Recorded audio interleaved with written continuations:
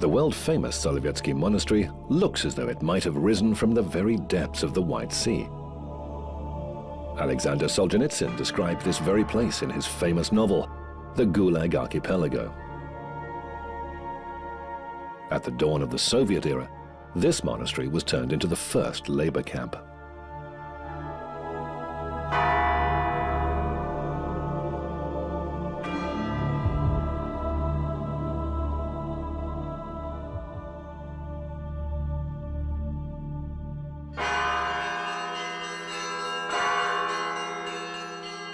Today, monks have again returned to the monastery. They conduct services and ring new sets of bells. The originals disappeared under mysterious circumstances.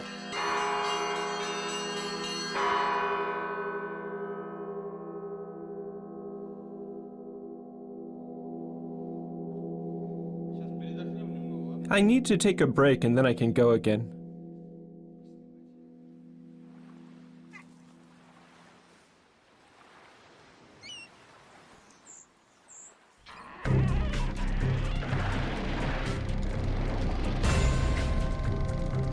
In the 1920s, the Soviet Union set about eliminating all remnants of Russia's past.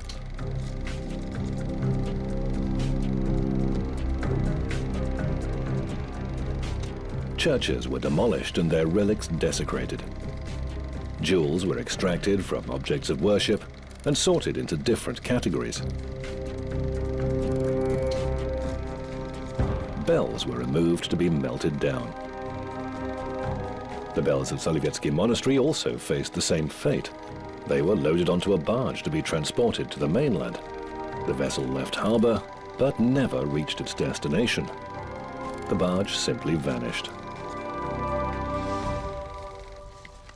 Sergei Golubev has been spending his vacations here for more than 10 years. Ever since he first heard about the lost bells. In the past decade, he learned all there is to know about the bells. The first search party was organized as early as the 1970s. The expedition, launched by a students' diving club, was based on the recollections of local residents. The information they collected was either insufficient or distorted, because people who might have known what happened to the bells had already died by that time. There was simply no one left. Even the ship's logs had been lost. Records from that era are extremely confused. For example, the first convicts arrived at the Solovetsky monastery at the beginning of June 1923. But documents about that only appeared in October of that year. It's not even known who exactly was the warden of the labor camp in the 1930s. Neither is it clear what date the barge set off with the bells. 158 kilometers from the Arctic Circle, the White Sea is dotted with islands. In summer, the banks are covered with berries, and the sun hardly ever sets. The numerous lakes teem with fish, and forests abound with hares and grouse. For many centuries, man never set foot on these islands. The archipelago is hard to reach even with the help of aircraft. Hundreds of years ago, it was completely out of reach. Typical of the north, the weather here is also changeable and prone to long-lasting storms. Currents are strong, and in winter, the Solovetsky Islands are completely inaccessible. Although the sea is iced over, it doesn't freeze completely, meaning no one can cross by foot or by boat. Monks began to settle here in the early 1400s, and for the next centuries the monastery thrived. More and more bells were added, and it's said that at one point there were up to 50. Now, only 2 remain.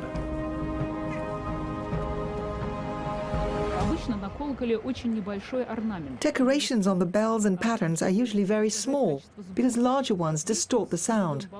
But this bell combines a wonderful pattern with an exceptional tone. However, it must have been out of tune with other bells, so it was brought down and kept separately. That's how it survived. None of the bells exhibited in this museum originate from the Solovetsky monastery. There are very few bells in Russia that date back to the 18th or 19th century because recasting them was a common thing. As soon as the slightest crack appeared, the bell was sent off to be remelted. That is why all the bells, especially those of the 18th to 19th centuries, are considered extremely valuable. Viktor! Come on, we're waiting for you. Sergei is convinced he knows where to find the bells. There are a number of points on the bottom of the White Sea that have caught his attention. He's planned a route for his sonar-equipped boat. The divers will have to examine every inch of the seabed. This point, known as Point A, has aroused significant interest from the search party. We've gathered significant data, and there are not that many places where this barge could have ended up. That's why we're interested in this area in particular. Sergei's camping out on one of the islands halfway between Solovetsky monastery and the nearest port of Kem, which he is sure is where the barge was headed. The port is only 60 kilometers away, and the divers have several theories as to what happened to the barge. According to one version, a tugboat was pulling the barge, laden with the bells, when a storm rolled in. The weather at the White Sea is changeable. The captain of the tugboat cut the tow line, and the barge went underwater. This is Point A, the location the divers have placed their bets on. Something interesting lies there, something that resembles a barge. A second theory suggests the boat was making its way through fog and hit a submerged rock. The most likely candidate for that in this ridge is called Saltychicha. The ridge is about 1 meter deep and is thus very dangerous. We're floating over some rocks. The old shipping routes went around both sides of it. In the fog, the barge could have easily run into this rock because there was no sonar then. Our device is telling us that something like a long ship or a boat of some sort is down there at a depth of 15 meters. The final theory is that the barge was deliberately scuttled to hide the bells until times changed. If that was the case, Sergei believes that this island, Pesyaluda, would have been the perfect choice. Strong waves never reach it, and in addition, Pesyaluda is mentioned in the recollections gathered by Sergei's predecessors in the 1970s. The question is, could the bells have really been hidden, despite orders from the Soviet government? It's hard to say because boats were staffed by former novices and monastery workers. Who knows what they were capable of?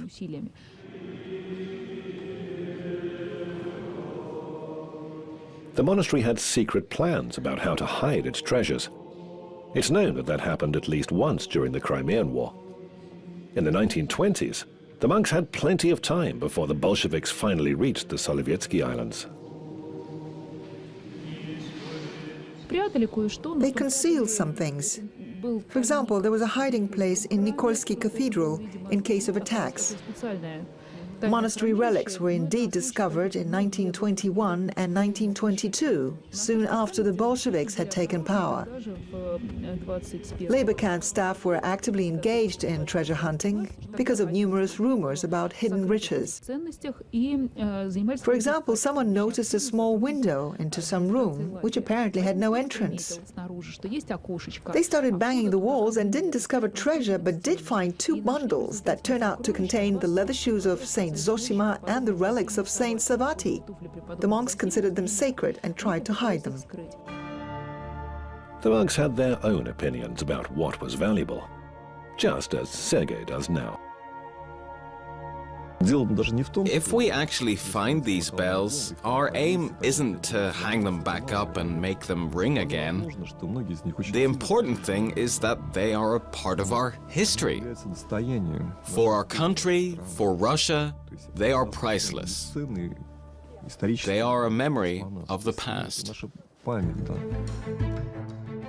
The divers have arrived at the expedition camp. Their bulky equipment takes up the entire beach. This robot can examine the seabed and send signals back to the surface.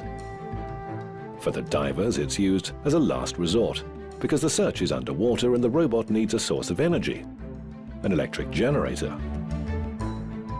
The divers have decided that if they do find the bells, they'll put all their equipment on a separate boat. That'll help the teams who will raise the bells from the bottom of the sea.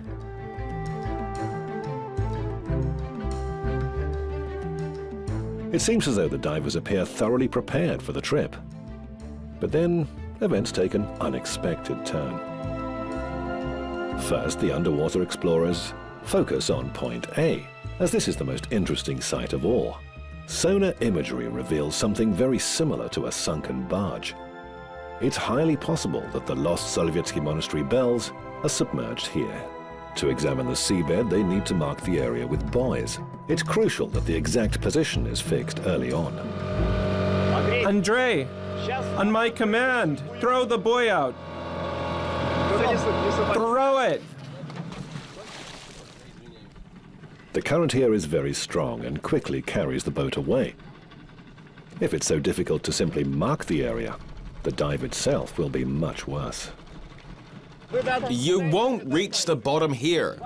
The current will drag you away. Maybe we should move to the second point until the current gets weaker.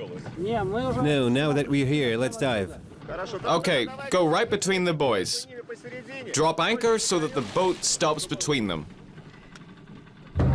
Suddenly, some way from the marked area, one diver decides to jump in without telling anyone.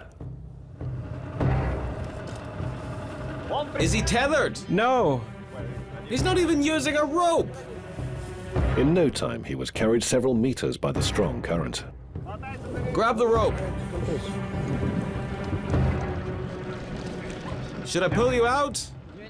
How could you have left without tethering yourself? Just as the boat pulled the diver to safety, another dived in without a security rope. You should never do that. It's a sea, not some lake. You can't dive like that. You should be tied to each other. The support group tries to act as though nothing has happened. But in truth, everyone in the boats is worried, because the currents here could drag a man far out to sea.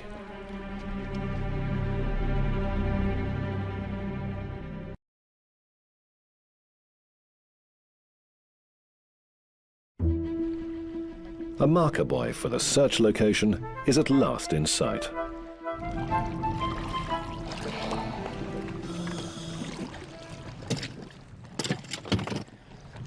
Where's the other one? Have you seen him? No. Has he gone down? Yeah, he has. The idiot. Soon the second diver also breaks the surface. I found one of the buoys, but there's nothing there. You didn't reach the site. You dropped anchor too early. You had to stop between the buoys. I went down along the rope, under one of the buoys.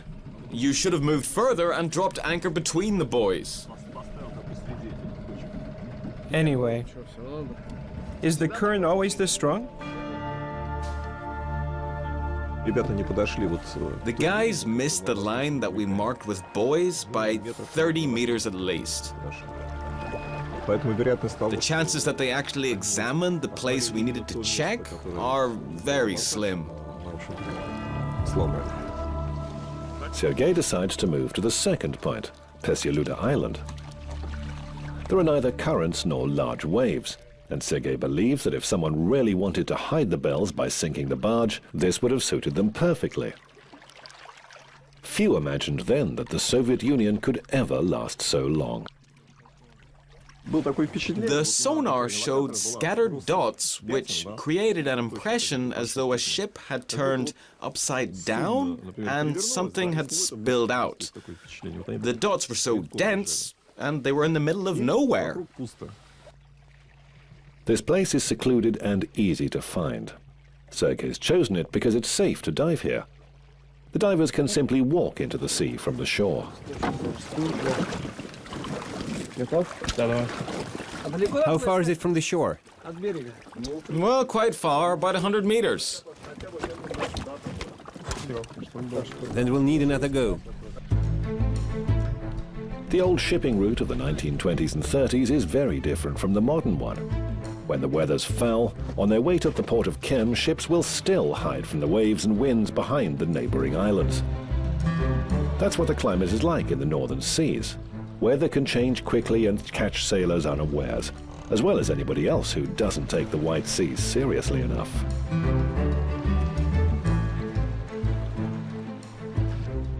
During their submersion near the rocky Saltychikha Ridge, the divers lost any enthusiasm that remained. They soon decided to leave the islands for good.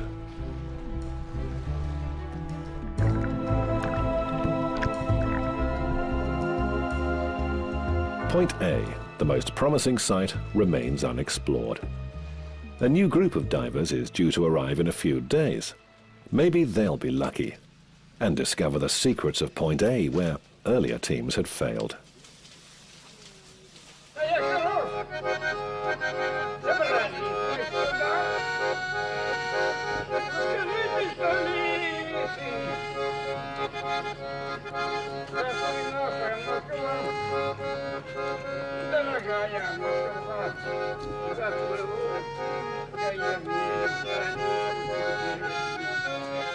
A little over 900 people live near Solovetsky monastery.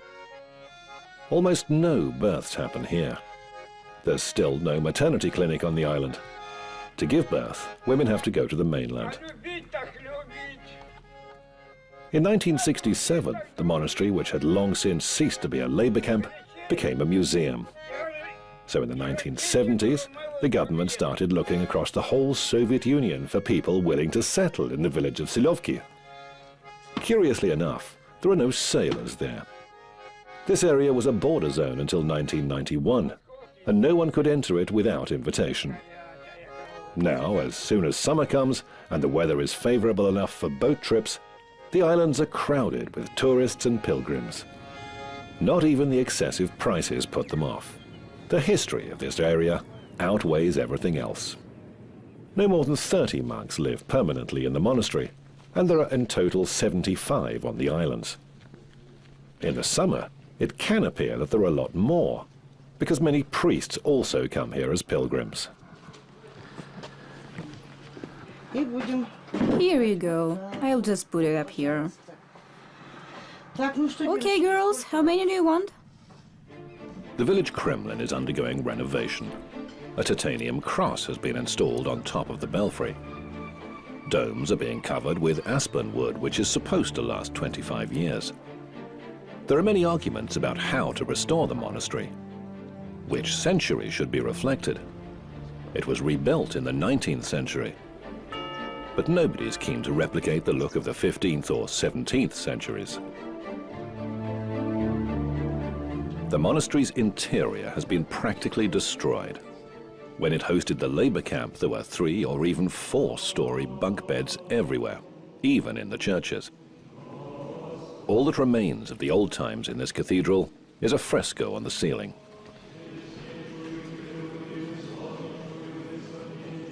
Probably because it was too high to reach. There's also a special type of brick called Filipovsky. They're made much like bread, molded and placed into kilns by hand. There are 2 new sets of bells now. One is in the belfry and the other in the yard. When these bells were brought here in 2008, a temporary belfry had to be built because it turned out that although it had been redecorated many times, its structure had never been repaired, so it simply could not sustain the weight of the bells. Now it's the lighter bells that ring, and the heavy ones are waiting for the lower part of the belfry to be restored. Then the bells will sound properly, because now the belfry is too low and the walls absorb the sound. Marina is considered one of the best guides on the Solovetsky Islands. Only the luckiest of those who wish to visit sacred places are included in her group, especially when she leads the pilgrims to Golgotha. That's what people call Golgotha Cross Monastery on Anza Island. Even today, this island can only be reached in the summer. During winter, it's completely inaccessible. Nobody but monks live in secluded dwellings here. Tourists aren't even allowed to spend the night on the island. Marina tells them about the history of the place, the lives of the saints, and the miraculous appearances of the Virgin Mary, but not about the bells, only when they ask.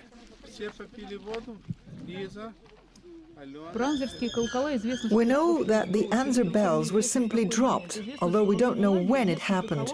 During the times of the labor camp, several bells were used for sending signals. It was most likely monks who rolled them carefully down the hill to the lake. We know they're down there still, but the monks couldn't raise them from the bottom of the lake on their own. The smaller bells of Anzer Island were found in the lake. But will the Solovetsky monastery bells also be discovered in the White Sea? It's hard work. You have to search for days, years even, before you get any results. That's life. It's either done by sheer luck or hard grind. Discoveries on the Solovetsky Islands are almost always a matter of luck. When the landing strip at the airport was being expanded, the builders discovered these axe heads. They all came from Solovetsky monastery and have its seals. And in times of the labor camp, these ornamental axes were used as simple tools, wedges and hammers. Their heads and frames are broken, distorted, twisted, but they were all produced at the monastery. That's why this collection is so unique. A new group of amateur divers has come to the islands for the weekend. They have no more than a few days to search for the bells. Unfortunately, the weather has turned. But the divers are far from discouraged. Despite the weather, they're determined to reach the lake bed and examine Point A. The most promising site, according to the expedition. They've devised a strategy. We drop the buoy. First, the divers go down. Let's set the course by compass. One pair goes north, another one south. And we meet here, with the ropes at full length. Right, this way we'll cover a vast area. They encountered difficulties right from the beginning. The divers had to submerge during low tide, because according to the forecast later, the weather would get worse, hindering their work even more. They had to steer boats from the shore using oars. Follow that course. They eventually reach the spot and fix their coordinates. And then their problems begin. The boat's engine died, and while trying to restart it, the boats were carried away by the current, which seemed even stronger than before. It was hard to fix their position and deploy the marker buoy. The wind here and the currents are strong. That's why the boat gets spun around and drifts away. This place is cursed. The buoy that had been used to mark Point A when the weather was good suddenly comes to the surface, raising the expedition's hopes. But a second later, the current carries the boat away. Let's go back. Where? Back home? Aren't we gonna dive? All right, just once. But that didn't work. They couldn't even drop the anchor. Have we missed it? Where is it? Already 190 meters away from us. The current drags us away.